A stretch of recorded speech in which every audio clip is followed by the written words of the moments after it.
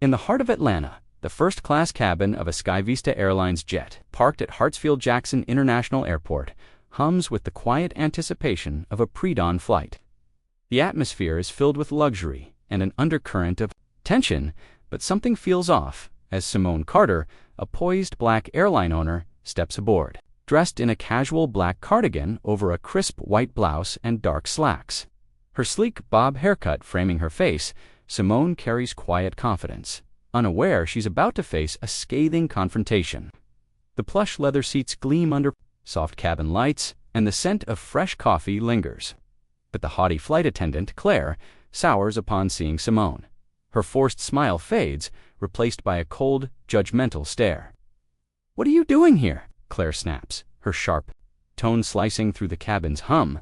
A 30-year-old white woman with pale skin and a blonde bun. Claire's navy SkyVista uniform is immaculate, but her eyes betray disdain. Simone calmly requests to take her first-class seat, but the response is harsh. "This is first class. Check your ticket." Nearby, a white couple in their 50s, dressed in designer blazers and silk scarves, is ushered to their seats with warm smiles. Their boarding passes barely glanced at. The contrast stings like a slap. Simone feels a surge of frustration, her heart racing, but her composure holds steady, her calm voice unwavering, a skill honed from years of navigating bias. The senior flight attendant, Karen, steps in, exuding entitlement. A 50-year-old white woman with short gray hair and a pristine navy uniform adorned with a senior badge. Karen's posture screams authority, but her gaze dismisses Simone as if she's out of place.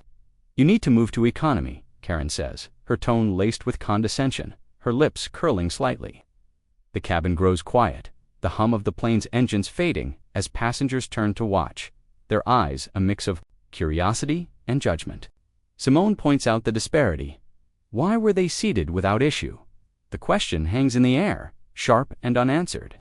Claire smirks, Karen scoffs, treating Simone like an intruder who dared breach their exclusive domain. A security officer, Tom, approaches, his heavy boots thudding on the cabin floor. A 55-year-old white man with a burly build, gray buzz cut, and a black security uniform. Tom demands, "Leave the aircraft now," his voice cold and unyielding. Passengers whisper, some pulling out phones to record, others sitting in stunned silence. Simone feels a mix of hurt and resolve, her shoulders squared. But she knows this isn't over. She's faced this bias before countless times, but today it's personal. Simone's mind flashes to her early days when she was denied opportunities for no reason but her skin. She pulls out her phone, ready to shift the dynamic. With steady hands, she dials her coup. "Malik Evans," her voice firm yet measured. "I need you here," she says, her tone carrying the weight of years of resilience. The call ends, and the tension thickens, the cabin air almost crackling. Karen laughs, a harsh, dismissive sound, thinking it's a bluff, while Claire's smirk widens, and Tom crosses his arms, confident in their authority. But Simone stands tall, her piercing gaze unshaken, her bob haircut catching the cabin light like a crown of defiance. A sleek airport shuttle screeches to a halt at the jet bridge. Malik Evans, SkyVista's coup, steps out, his commanding presence silencing the cabin. A 48-year-old black man with a bald head, tailored gray suit, and wire-rimmed glasses. Malik's sharp eyes sweep the scene like a general assessing a battlefield. Simone Carter is the owner of SkyVista Airlines, he declares, his deep voice cutting through the air like a blade. Karen's face drains of color, her smugness evaporating. Claire freezes, her hands trembling. Tom's jaw tightens, his confidence crumbling. The passengers gasp, their phones capturing the moment, realizing their grave mistake. Malik demands answers, his tone unrelenting. Why was Simone treated this way? Claire stammers, her voice barely audible. It was a misunderstanding. But Malik isn't convinced. "This was prejudice," he states, his voice unyielding, each word a hammer striking truth. Simone steps forward, her tone calm but powerful, her presence filling the cabin.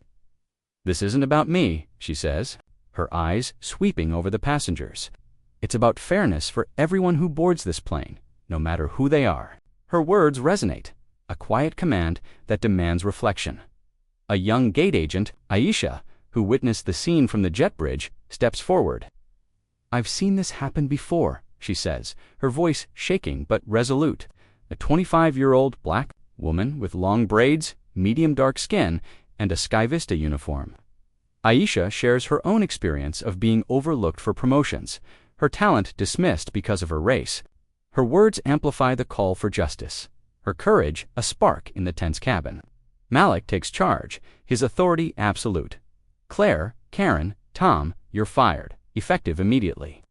Karen protests, her voice shrill. "This is outrageous." Claire tears up, her facade crumbling, and Tom mutters under his breath. But the decision is final, the weight of their actions undeniable. Malik turns to Aisha, his expression softening. "Your honesty is what we need," he says. "You're promoted to lead gate supervisor, effective now." Aisha nods, her eyes filled with pride and gratitude, her braids swaying slightly as she straightens. Simone takes her first-class seat, the cabin crew now treating her with deference. She hands Aisha her business card, a sleek black card with gold lettering, saying, "You stood for what's right." That's true strength. Aisha clutches the card, her resolve strengthened as Simone exits the plane later, after grounding. To ensure protocol changes, the cabin feels transformed, the air lighter, as if cleansed of its earlier hostility. She pauses at the jet bridge, addressing the passengers still seated. "Never judge someone by how they look. True worth lies in how we treat each other." Her words linger, a profound reminder that prejudice has no place here, echoing through the cabin like a vow. Let's step back to understand Simone's journey. Born in a working-class Atlanta neighborhood, Vine City, she grew up surrounded by community, but shadowed by systemic barriers. Her parents, a high school teacher and a mechanic, instilled in her a fierce work ethic and an unyielding belief in fairness. By her 40s, Simone had built Skyvista Airlines from a small charter service to a major carrier. Her vision fueled by a refusal to accept exclusion. But she never forgot the value of respect, a lesson etched in her from childhood. Today, she boarded as a regular passenger, her casual attire a deliberate choice to test her airline's culture, a mission rooted in her past. Years ago, at a small regional airport, Simone was denied boarding despite a valid ticket, her dreams of entrepreneurship dismissed by a gate agent who saw only her skin. That humiliation fueled her drive to create Skyvista, an airline where every passenger and employee would be valued. Now, standing in her own first-class cabin, she saw the same biases persist. Claire's coldness, a mirror of that long-ago rejection, it wasn't just unprofessional, it was personal. A challenge to everything Simone had built, the antagonists carry their own burdens. Claire, a 30-year-old white woman fresh from training, leaned on stereotypes to assert her new role, fearing she'd be overlooked otherwise. Karen, a 50-year-old white woman hardened by decades in a competitive industry, saw Simone as a threat to her authority, her bias cloaked in rigid protocol. Tom, a 55-year-old white security officer, followed orders blindly, his discomfort buried under years of routine. Their actions, rooted in prejudice, cost them their jobs. But their downfall serves as a lesson. Bias has consequences, and accountability is inevitable. The impact of Simone's stand ripples far beyond the grounded plane. Malik, acting on Simone's directive, halts the flight to conduct an immediate review, delaying takeoff to ensure new protocols are in place. Skyvista issues a public apology on X, committing to mandatory diversity training and a revamped hiring process to prioritize inclusivity. Simone's story goes viral, with #BlackStrengthTales trending as passengers and employees share their own experiences of bias in travel. News outlets pick up the story, sparking a national conversation about discrimination in aviation. With Skyvista positioned as a leader in reform, Simone's journey is one of quiet, unshakable power. Her early years as a gate agent, working grueling shifts to fund her business degree, taught her resilience and strategy. She faced skepticism from investors who doubted a black woman could lead an airline.